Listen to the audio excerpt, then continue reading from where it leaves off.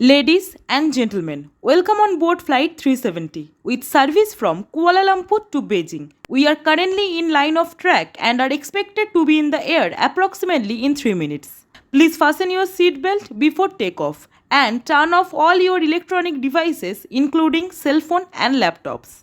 Thank you for choosing Malaysian Airline and enjoy your flight.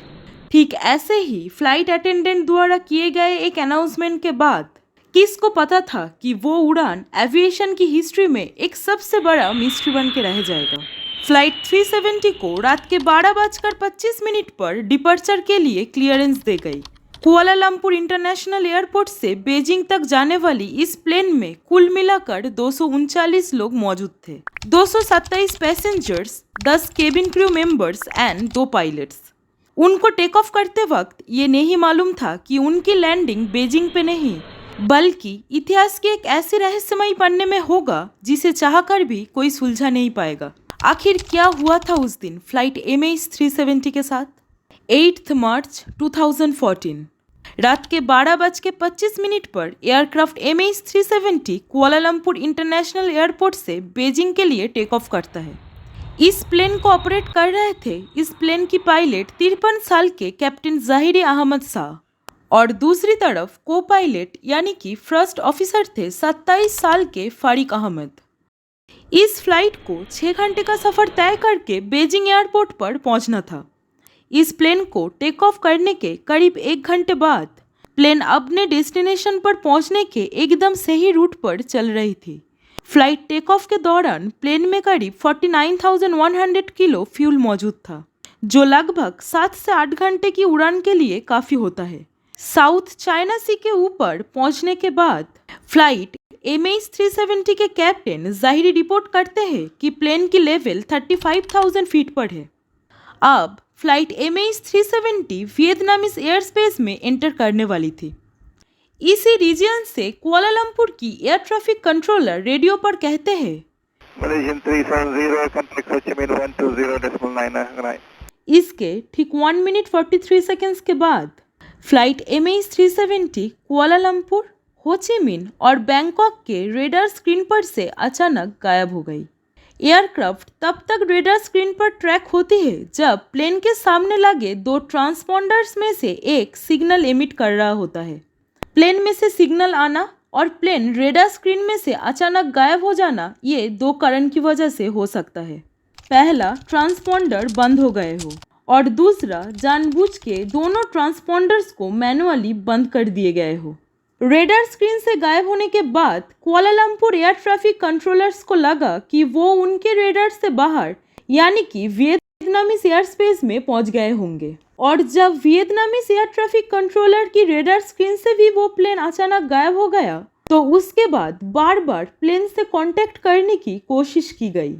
Vietnamese traffic controller से की गई request की वजह से एक दूसरी फ्लाइट की कैप्टन ने फ्लाइट MH 370 को इंटरनेशनल एयर डिस्ट्रेस सिग्नल की मदद से कांटेक्ट करने की कोशिश की।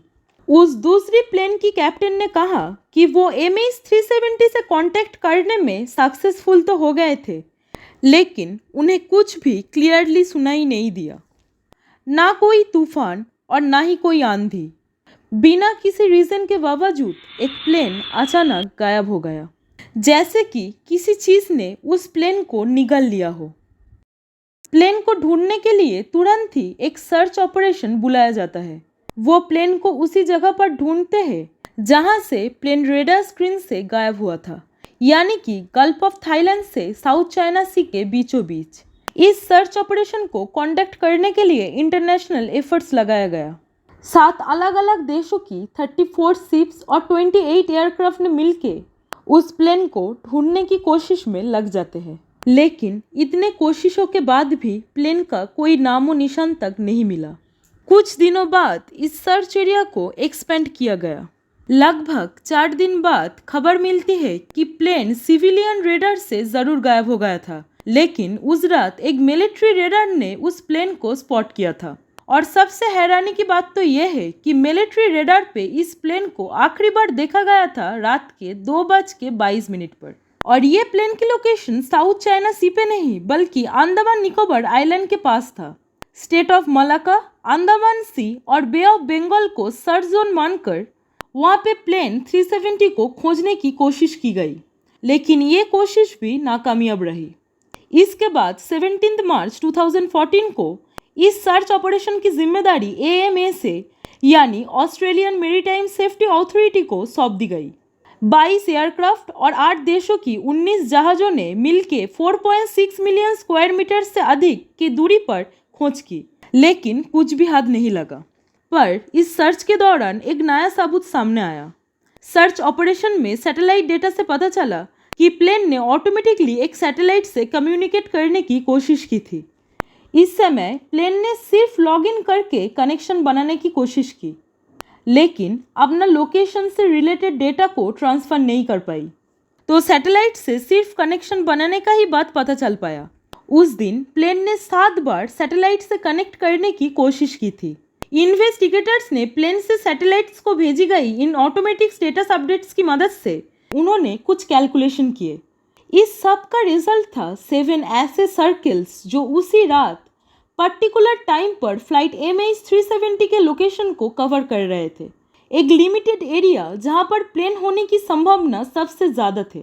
इस पूरे 7th आर्क यानी करीब 45 लाख स्क्वायर किलोमीटर जितने ओशन के हिस्से में बड़े बड़े शिप, वेसल्स और एयरक्राफ्ट ने कवर किया। 8 मार्च से 28 अप्रैल तक सी के सरफेस पर फ्लाइट 370 को खोजा गया, पर कुछ भी हाथ नहीं लगा। 16 महीने बाद 2015 की जुलाई में मेडागास्कर के ईस्ट में सिचुएटेड आइलैंड ऑफ रियूनियन पर 2 मीटर का एक मेटालिक पार्ट को कुछ लोकल रेसिडेंट्स ने डिस्कवर किया। एविएशन एक्सपर्ट्स ने देखते ही इस ऑब्जेक्ट को पहचान लिया। उस हिस्से को इंस्पेक्ट करने पर कुछ डेट्स और सीरियल नंबर पाए गए, जिससे ये कंफर्म हो गया कि ये फ्लाइट MH370 का ही हिस्सा है। इस डिस्कवरी से ये साफ हो गया कि फ्लाइट MH370 यहीं पर सदर्न इंडियन ओशन पे ही क्रैश हुई थी। 1,20,000 स्क्वायर किलोमीटर तक सी फ्लोर को अच्छी तरह से सर्च करने के बाद इस सर्च ऑपरेशन को बंद करने की डिसीजन लिया गया। साल 2018 में एक अमेरिकन कंपनी ओशन इन्फिनिटी ने फ्लाइट 370 को खोजने की चैलेंज को एक्सेप्ट कर लिया। एडवांस इक्विपमेंट का यूज़ करके इन्होंने अच्छी तरह से सी फ्लोर को सर्च किया, लेकिन ये सर्च ऑपरेशन भी पूरी तरह से फेल हो गया। उनको फ्लाइट 370 का कोई नामो निशान नहीं मिला। मलेशियन पुलिस ने सच जानने के लिए उस प्लेन में मौजूद पैसेंजर्स का बैकग्राउंड और हिस्ट्री को चेक करना शुरू किया। पहले इन्वेस्टिगेशन में 2 पैसेंजर्स के नाम को सस्पेक्ट के तौर पे सामने लाया गया। एक थे पूरिया नूर मोहम्मद मेहरदाद और दूसरे थे दिलवर नूर मोहम्मद रेजा।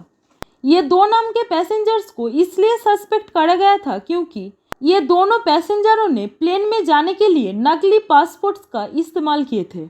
इन दोनों पैसेंजरों को टेररिस्ट बताया जा रहा ही था, लेकिन तब ये पता चला कि ये कोई टेररिस्ट नहीं।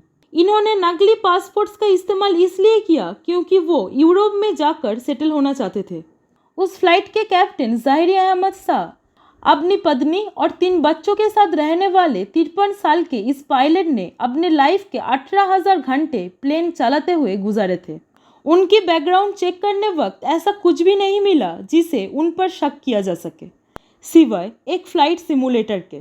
इस सिमुलेटर पर जो पैथ ड्रॉ किया गया था वो MH370 के पैथ से थोड़ी बहुत मिल खा रहा था, लेकिन इस थ्योरी को पूरी तरह से डिनाई किया गया क्योंकि कैप्टन ज़ाहिर अहमद शाह एक बहुत ही वेल रेस्पेक्टेड पर्सन थे। इसके अलावा ये भी नोट किया गया कि प्लेन में कैरी हो रहे कार्गो में कुछ लिथियम आयन के बैटरीज थी।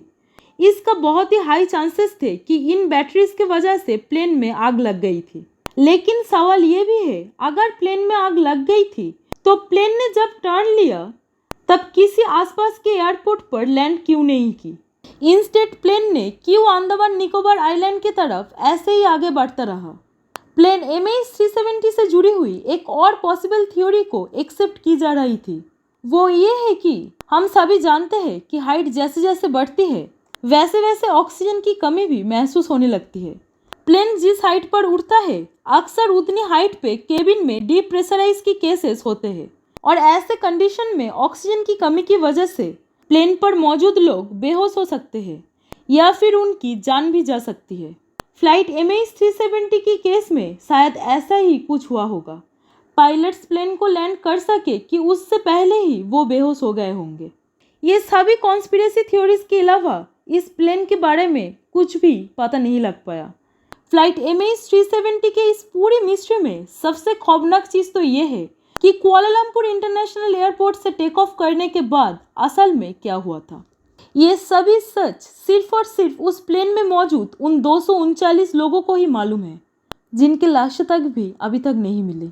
सो that's it for today's video. I hope ये वीडियो आपको पसंद आया है। अगर आया है तो इस वीडियो को प्लीज़ एक लाइक करें और अपनी फैमिली और फ्रेंड्स के साथ इस वीडियो को शेयर करें और हमारे चैनल को सब्सक्राइब करें। तो मिलते हैं कोई और मिस्ट्री के साथ। तब तक के लिए हर हर महादेव, जय भोलेनाथ।